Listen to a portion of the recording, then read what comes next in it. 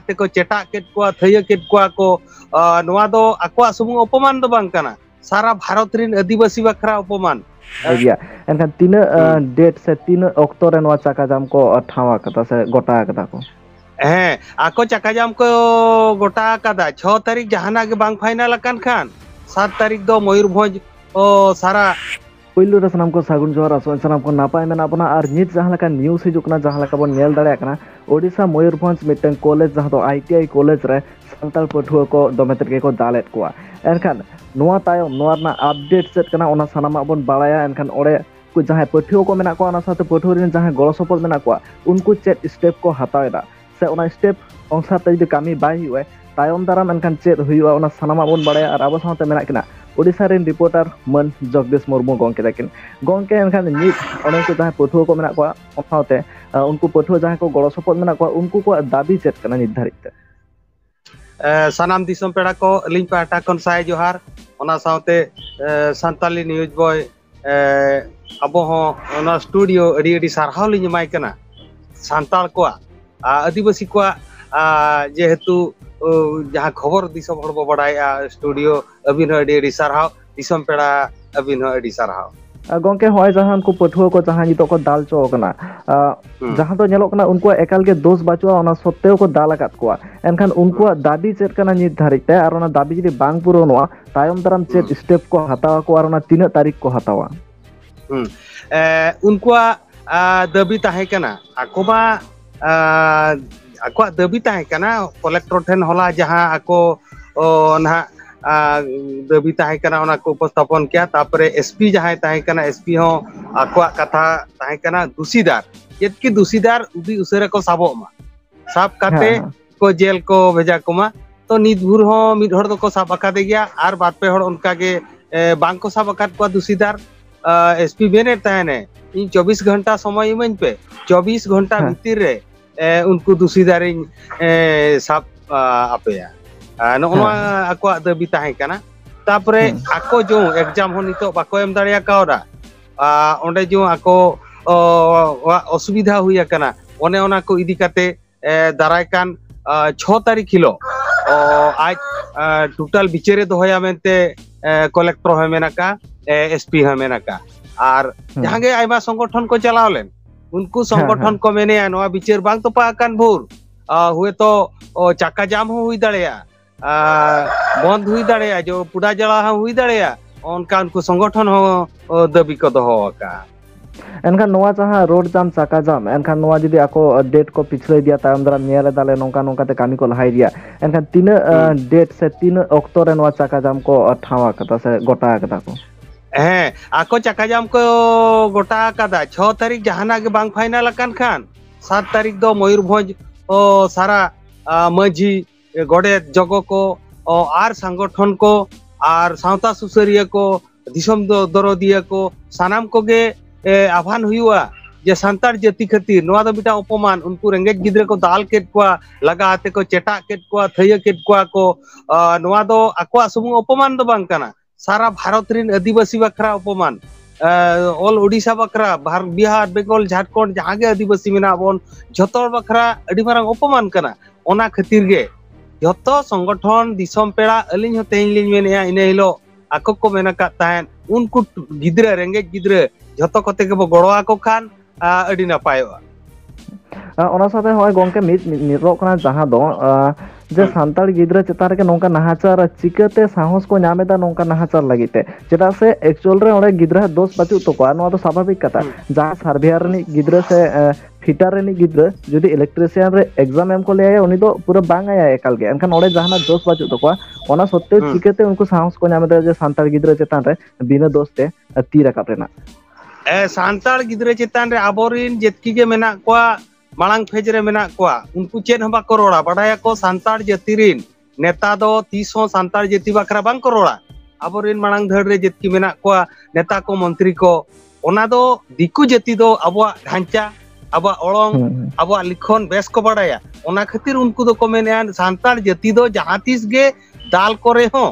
Chilli हो बाको गड़वा को ओना को बडाया तो ओना खातिर ओना को साहसेत खातिर बारंबार ओडिशा रे नोंका दो सांतार जाति चेतान रे नोंका हुयु कान गया अडी धाव हुई अकान गया तो अबो हुसियार दरकार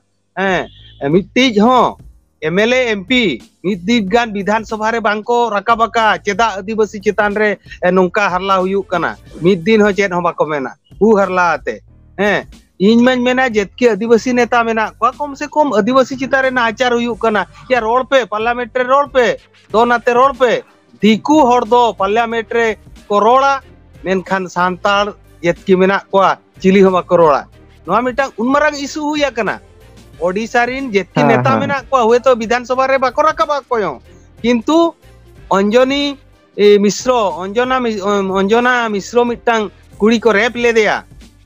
पुरी रे को रेप ले दिया उनिया खातिर विधानसभा हुलचुल लेना जतो नेता को रोला तेहेन जेतकी नेता मेना को मयूरभंज रे मिद हण विधानसभा रे बाको रोला आर बाको उठावा एमपी मेनाए एमएलए मेनाए चेयरमैन मेनाए तो दुख बुझेवा उनको को दाल अकाट को होला सांत्वना एम लगित मयूरभंज रे उनंग गोटांग संगठन मेना मेनखान मात्र बारिया संगठन किन हेज लेना उनी दो मासा आर्मी आर पेशा कुमुट मात्र बारिया आर ओकोय संगठन ओकोय नेता मंत्री चिली हां कोठे बाको सेटरा कना को दुख बुझो तो उनको राती 12टा रे को लगा तुत केत को आईटीआई कोन राती 12टा रे बैग को चपाल उडक कना 30 किलोमीटर तालाम तालाम ते को हेज लेना कलेक्टर ठेन रेंगेज ते कलेक्टर ऑफिस रे धरना रे को ताहे कना ओना बुझाव लगी चिली हो बांको सेटर लेना मयूरभंज रिन जहां के नेता मेना को पुली बा को हेज लेना ओनली बारिया संगठन के सेटर लेना उनी कना मासा आर्मी आर मिटांग हुयुक कना पेशा आर जेतकी संगठन मेना को चिली हो बाको हेज कना सावता दुलड़िया को हेज लेना दिसम दरदिया को हेज लेना अतु दिसम खन पारगाना मझी को हेज लेना मेनखान संगठन तो खाली ᱧᱩᱛᱩᱢ मात्र संगठन झतो संगठन गे उनको दुख बेड़ा रे तिंगुलेन खान तिनंग नापाय बुझेव को आउन हाँ हाँ ओना साथे नोडे नेलो कना जदि ऑन कैमरा रे नोंका को व्यवहार या एनखान उनको सला ऑफ कैमरा रे चेल लका को व्यवहार कदा नोआ हमिटंग कुकली तैयार राकाब कान गया कुकली राकाब कना ता माने आकुआ ओंडे को लय ताहेन उनको ओना आईटीआई जहां ओना आईटीआई मेना दो बैंगन बड़ी कोड़ी ओना बैंगन बड़ी ओना आईटीआई रे डंगरी गोड़ा लेका मेना एन रो सांताड़ गिद्रा सहाव कते मेना कोआ डंगरी गोड़ा सला समान ओकोय ओना आईटीआई ओकोय एमात को ओंडे ना लाइसेंस चे लेका रे को कराव किया नोआ को जिनसो जे सरकार सला अने पाप्ति मेना कोआ ओना साथे नोडे आरो मिटन गोंगे को माने क्वेश्चन हिजुक कना जहां दो ओना माने कॉलेज रे प्रिंसिपल आज दादा से आज भाई कनाय उनी ती रका बेटा माने उनी आज भाई कना उनी तो चिकते साहस से नाम केदा ओडे चलाव कते ओडेन को गिद्रा को दाल रेना हां उनी साहस से नाम का दारे नुकुमा निह 2 नंबर बांगले कमी दाड़िया कना आगे जो ट्रेड बदल खातिर ओना तो बेटा 2 नंबर कना फॉल्टी कमी कना उनको को मेना चेदा ट्रेड पे बदल किया आले तो नोका बांग हुई दाड़िया मेने जदि बापे परीक्षा बापे एमा 60,000 टाका एमो पे आर आपे ओड़ा उठो पे रेंगे गिद्रा 60,000 बाको एम दाड़िया ओडे दो मस्त बड़ो आको लाभवान मेना लाभवान ताहे कना रेट बदल रे द आको लाभ मेना लाभ बेदार रे निस आज दादा तो मिटा गुंडा कना ओना आईटीआई रिनी उनी तो मिटी गुंडा कना दाल कोय तोल कोय धमकाव कोय नेल बीर ओडे तो को ताहे कान ताहे प्राय 8-9 जण गिद्रा को ताहे कना हां किंतु आज सुमुंग के ताहे ने मांग खने स्ट्रक्चर बरो हचो आकात को ओना खातिर ओडे हाथ गिद्रा बाको उठाव दे ले ताहे मांग खन ये उनको तो धमकावते मांग खनो दाल आकात को मांग खने धमकाव आकात को मांग करे बरो हचो आकात को ओना खातिर आज ओडे आज ठेन ती बाको लगावला नोडे जहां नेलो कना बकान तुरुई हड़ गिद्रा आज को दाल रुवर दड़िया दिया हुना कारण मांग ऑफ कैमरा रे होना घटना दो हुइया हाँ बाखान हा नुना मारंग घटना तो बाय घटाव को तो आई मिड दिन लेका बाय साहस किया कारण अभ्यास कना उनको बड़ाया इनमा मांग हुन दाल काट को गया मांग हुन पेटरा काट को गया बाको लय का तेहन हुन लाई दाल को मिटी बुद्धिमान गिद्रे ताहे कना उकु उकु ते कैमरा ताहे ने भाग्य बेस बाखान कैमरा को दाल रपुट किया उनी गिद्रे साहस काते जहां गिद्रे कैमरा अबो बड़ाय चोकेट बना उनी गिद्रे मेता का नोंका के कैमरा लगी साहस पे कोड़ा गिद्रे 30 कोन को सहाव करता है सहाव करता है कमेट सामना रे जे हेतु दाले कना नको गिद्रे बोतर ते बांग को मेने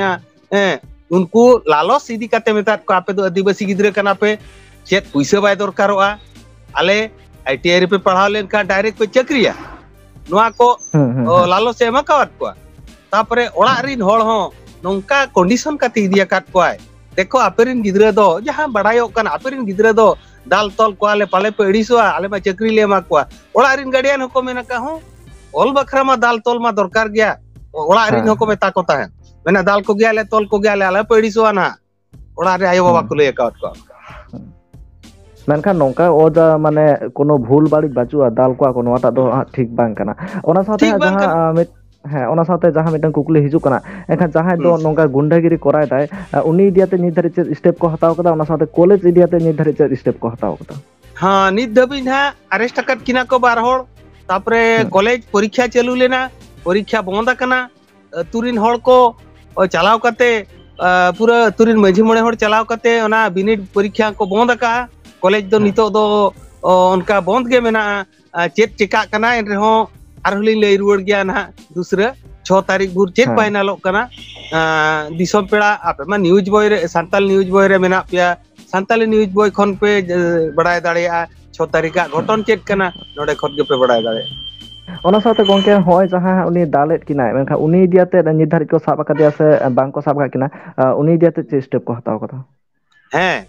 ओकोय दादाल कान ताहेन उनी दो फेरार मेनाया किंतु आर्मी हड़ को साब कदिया उनी को एसपी मेना का मयूरभंज एसपी मेना चेन आलो पे चिंता इन 24 घंटा भीतर उनी दोषीदारी साबेया ओना मेना का एनखान नोआ तायम रे तिना गान होड़ा जपड़ा मेना तो को बिन मने ताबिन अबांगा ओकोय जपड़ा हो बनुआ मयूरभंज ओडिसा रे बखान मयूरभंज रे अड्डी गान संगठन मेना ढिंकी संगठन मेना मुंगर संगठन मेना कंडी संगठन मेना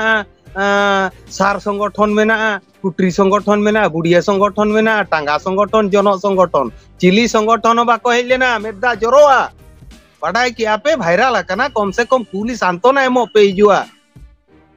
मयूरभंज रे ओडिसा रे बीजेडी हड़ को राजा का ओकोय बीजेडी ओकोय एमएलएपी बाको जा कना एनां खन गर्व काते मेना इन मीडिया हिसाब ते सालाम कोई संगठन सुनेराम अमन खन सुनेराम सोरेन मिटांग आंदोलनकारी ताहे कना नवा मयूरभंज रे अडी सेदाय रे प्राय 40 वर्ष 50 वर्ष मांग रे सुनेराम गज कते दो मयूरभंज दो लीडर लेस मेंतिन भाबिया किंतु प्रथम घटना संगठन को गड़ो आकात कुआ उनकिन दो कना मासा आर्मी आर पेशा उनकिन संगठन किन रोकार चिली हो गोंके नवालिन मेंदा जहां कॉलेज नुना मारंग स्टेप हतादा से नोंकाना कोय कोराय दाय एनखान उनिया तायम रे तिना गान होड़ मेना को मेंतलिन मनेता हैं अड़ी रस्क कथा अड़ी बेस कथा हुए तो झोतो हड़े किरिन चाबा दाड़िया को नवा बतोरान कथा हुए तो उनको गिदरे मेता को इन लक्षे टका कते जमा पे 2 लाख टका कते गाड़िया ने एमा को मेना केस उठाव रुवाड़ पे नौका हो मिट्टिज मेना अली तेज नवा दो ना अलिना चिंता धारा खोलिन मेनिया जेहेतु टका वाला होड़ कना चे दिकू कना नवा तो कम कथा दो बांग कना हैं मीडिया वाला जहां रे किरिना काट कोय मीडिया वाला ओनली दिकू मीडिया रे दो कारे होनका दो बाय ओडका कना कारण मीडिया को जो तो किरिना काट कोय आयो बाबा निहति किरिन दाड़िया कोय नवा तो कोनो सी ये बांग कना पुलिस वाला किरिन दाड़िया कोय तो इन मेने गिद्रे उनको जहां के मेना पे आयो बाबा हां जहां के मेना पे आलो पे किरिन अचुआ संगठन जहां के मेना बोन पुइसाते आलोबन किरिन अचोमा नोनवा कना मारांग उद्देश्य आकोठेन अरे टाका मेना खान जतो गे आजी थाना आजा कूट आजा कुचरी आजा होड़ आइरिन जेतकी होड़ हुए तो कलेक्टर ऑफिस सामने को काल कला मुर्दाबादे ताहे आजा ओड़ा चलाव कते उनको होड़ गापा हुए तो को जिंदाबादा आर चेरबिन चिका दाड़िया नोंका हुई दाड़िया नो तो कोनो से बांग कना हैं एनखान तायम दाराम हा जहां को रिपोर्ट हिजुआ बसे ओना बिन बड़ाय चाय ओना आर नुना मारंग कैमरा सामान बिन आगु केदा ओना लगिते आयमा आयमा सारा ओना साथे जहां बाबू गिद्र से जहां कोड़ा गिद्र नुना मारंग स्टेप हताव केदा से कैमरा ते आदि गोपनीय भाव ते तुलो केदा उनी हो आयमा आयमा सारा आर मुचद रे चेन मेसेज बिन माको हैं मुचद रे नोआ कथा लिन मेता कोआ साराम दिसम पेड़ाñ मेता कोआ तोड़ो बड़ो संगठन ओना को आलो पे नेला जहां रे आदिवासिया जहाना घटन गे हुयेन ओंडे दो मेद जपित काते कोड़ाम जीवी अलाय काते ओंडे दो सेटेरो तबन पे सारा भारत रिन सांताल बिहार बेंगल ओडिशा झारखंड आसाम जहां रे बड़ो केन आर बखान दो बार बार अब चेतान रे नोआ दो हुयुआ सांता जाति को नोंकाना इन मेता पिया कोनोसी जाति भेदो संगठन रे विचार आलो पे दोया अंजम सावतरा सेटेरो पे एन एनांग सांताल जाति आदिवासी जाति बो रख्या अलिंगे नोआ मैसेज लिन मा को कना मा एनखान मुचाद रे सानाम को सागुन जोहार तायम दाराम जहाना गे अपडेट हिजुआ अवश्य जगदेश मुर्मू गंके तकिन मेना किना अवश्य अब सामार किन सदरा और आपे को नोआ तला पे बड़ाय दाड़े आपे। मा एनखान जोहार सनाम को जोहार।